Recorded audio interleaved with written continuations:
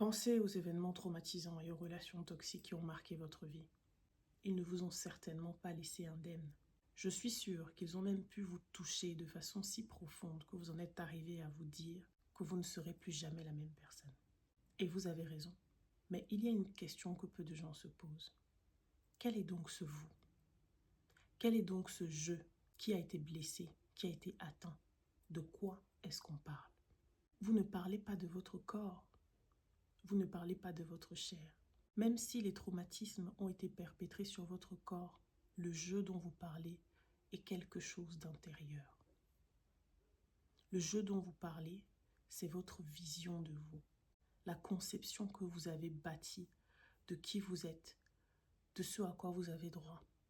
Vous remettez en question probablement votre chance, vos bénédictions ou votre droit d'être aimé. Et ici, on ne parle pas de matière physique.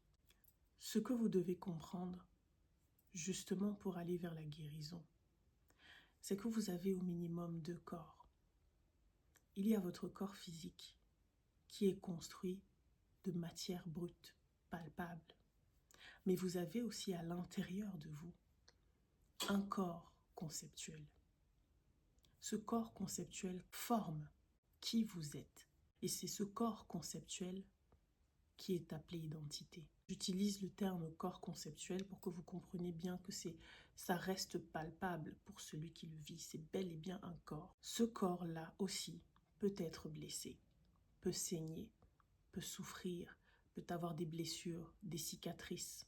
La plupart des traumatismes qui ont été faits au corps physique peuvent laisser en même temps des traumatismes au corps conceptuel. Si vous avez subi par exemple des agressions, en même temps que votre corps physique a été touché, votre corps conceptuel l'a été aussi. Il est bien plus facile de soigner des blessures, des traumatismes laissés au corps physique que des traumatismes laissés à votre identité.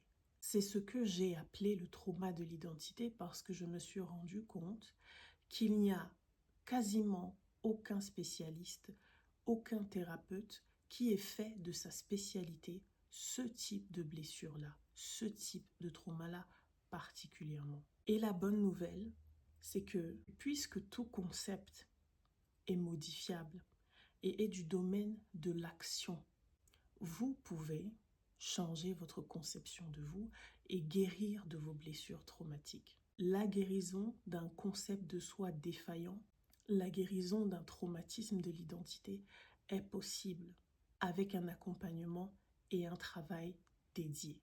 C'est ça mon domaine